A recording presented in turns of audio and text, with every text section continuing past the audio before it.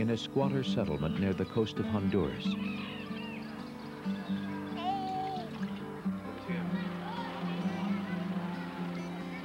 In a port city on the island of Negros in the Philippines.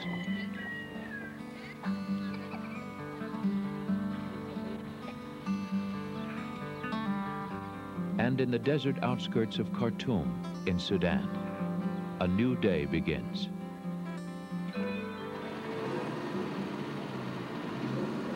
Eddie Perez works for the Cooperative Housing Foundation in Honduras. He faces the same contradictions every morning. The people are poor, but they have jobs and a steady income. They live in slums and squatter areas, but Eddie is optimistic. He's seen what people can do with a little help.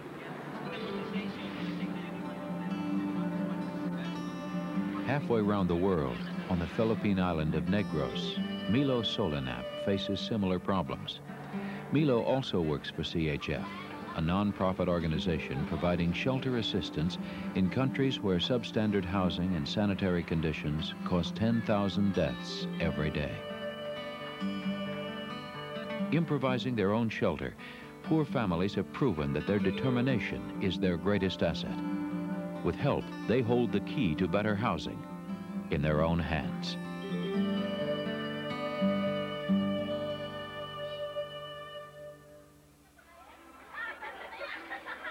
The squatter settlements around Negros show how tenacious people can be. One peso. 1 peso and 3 centavos. 3 centavos. In the Bacolod area, Milo Solanap works in the community where he grew up. Peso and 20 centavos. Foundation mo. Milo's job is helping people upgrade their housing. He's seen the problems firsthand. The cycles of disease and poverty that go with dirt floors and makeshift building materials. An existence made uncertain by poor sanitation and unsafe water. But the poor of the developing world are resourceful. Given half a chance, they'll upgrade their housing, adding a new roof when they can, making smaller improvements one at a time. Over a period of years, a house which begins as little more than a shack is transformed into a modest but livable home, mostly through the determination and sweat of the family who lives in it.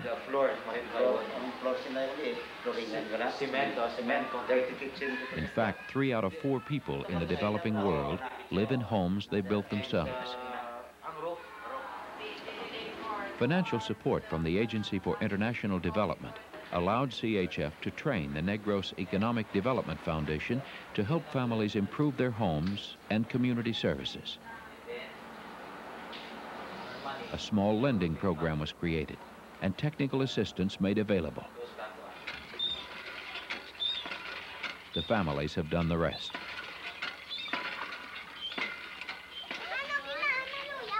New homes in the Honduman neighborhood with safe drinking water and secure title to the land are only the beginning. The value of affordable, livable housing is evident in every detail of family life. An efficient kitchen area and well-ventilated living spaces are the product of planning in which family stability and health are prime considerations. A central septic system allows the use of flushing toilets with water carried from nearby wells. A loan of less than $2,000 gets a Filipino family into a new house of their own.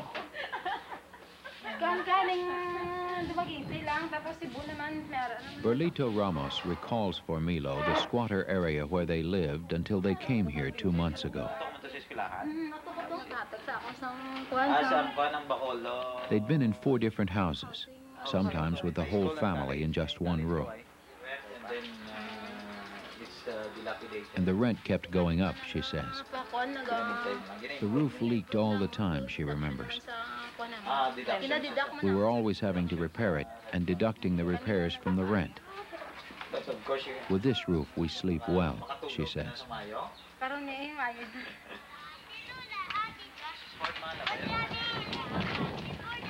People in the Honduras neighborhood have done more than build decent housing. They have created a community.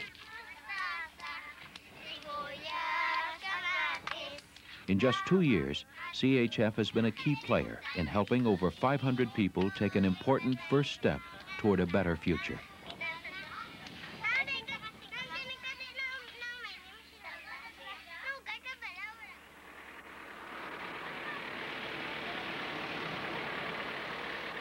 In the desert villages near Khartoum, CHF has faced a very different problem. Signs of destruction remain today amid the shelters built with scrap material used by thousands of families who were left homeless by severe floods. They start to rebuild this. The rains were unusually heavy. Traditional homes of unstabilized mud bricks simply melted in the deluge. The Sudan-based staff of Plan International knew it made no sense to rebuild using the same construction methods. Plan was also aware of the acute need, extended families living in fragments of damaged dwellings. So it's just one child, parents and grandparents. Did they have anything else? Jim Alexander, Sudan country director for Plan International, knew there would be no quick solution. If you look at this family, they have a single room, and all of them live there. It is their kitchen. They cook inside, and you can. Suleiman El Bulak is CHF's community services coordinator. It is in one room.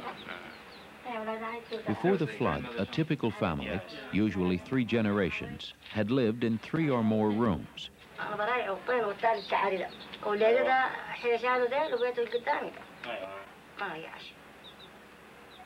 With the disaster had come an opportunity and the idea for an innovative housing reconstruction program.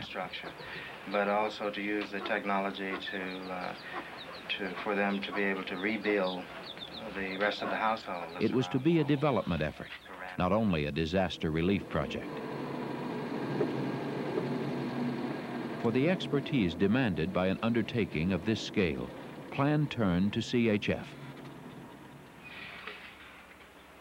Within a year, CHF had put in place a unique approach, combining traditional and modern techniques, importing equipment only when necessary, employing a Sudanese administrative staff, and construction management with prior experience in the developing world.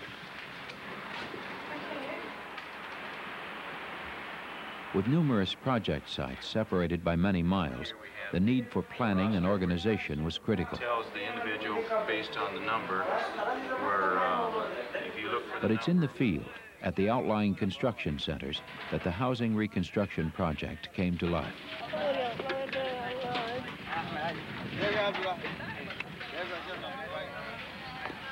Using local ingredients, a new type of soil block technology guarantees that future floods will not result in another tragedy. Nearly 100 local construction workers have been employed on the project. Portland cement stabilizes the soil and sand mixture. A simple hand-operated machine compresses and molds a uniform, stabilized soil block.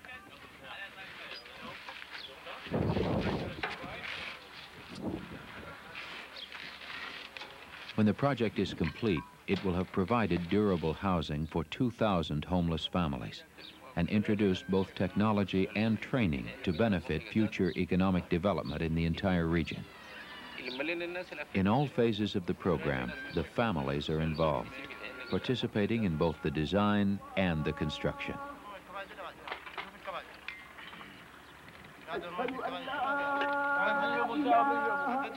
Sunset during the holy month of Ramadan brings an end to the fast observed during daylight hours. At the local mosque, villagers share their evening meal with the housing reconstruction staff.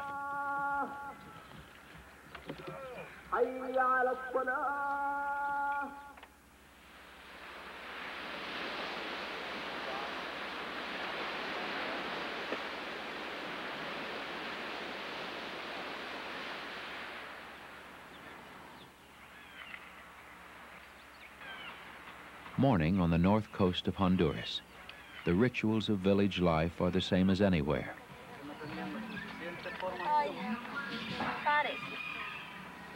One family has an early visitor, Eddie Perez, CHF's country director. Their conversation is about water. But for Eddie, who will spend the rest of his day among the people he calls honest working types, the topics will run the gamut, from sewers to schools, covering every aspect of community and family concern. Depends. If you get 1,500 in this particular program. Among the working poor, one of the most important questions, can I qualify for a loan? 500 lempira loan with only avales. What do you call that in English?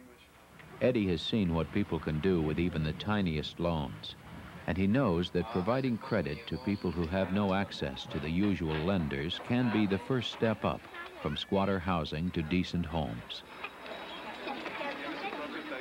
In the last 5 years, he has seen 1,000 examples. Families whose income is earned in cane fields and fishing villages. All they needed was help up to the first rung.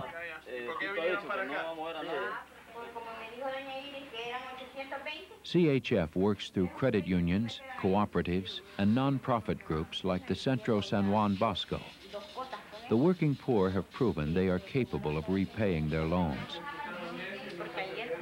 After 5 years and over 2,000 loans, the repayment record is over 95%. With major support from AID and contributions from Shelter the World donors, 45,000 people in Central America have made permanent improvements to their homes.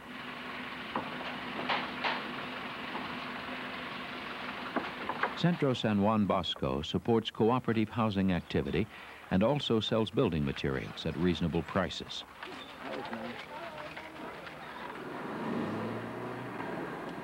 Part of our strategy is to show the banks, hey, you can loan to these people and they will pay back. Once they have improved their home and have a more solid home out of blocks and bricks and have paid it off and have a document to show for it, what does allow them is to get other credit to start small businesses and other things like that. So it really gives them a much stronger stake in the whole economic system. While banks and governments are unwilling or unable to help, there is no shortage of proud and determined families, working people who don't want a handout but faithfully repay their small loans. Dunya and her husband are building a new house next door to their old one. The difference is more than brick versus wood.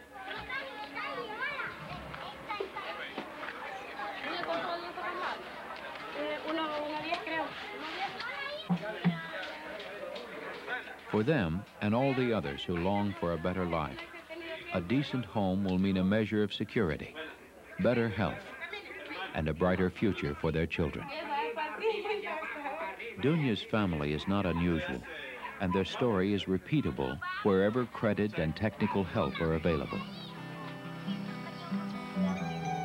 As urban areas swell with new arrivals and squatter settlements grow ever more crowded, it can be too easily forgotten that the working poor hold in their own hands the greater part of the solution.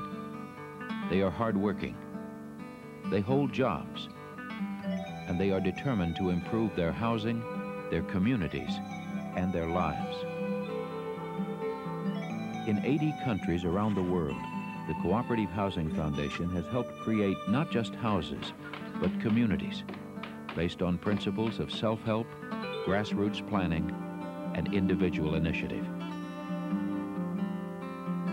CHF's success story is based on partnerships with local nonprofit groups, governments, international agencies, and through its Shelter the World program with private institutions and individuals, all aimed at increasing the ability of the poor to help themselves.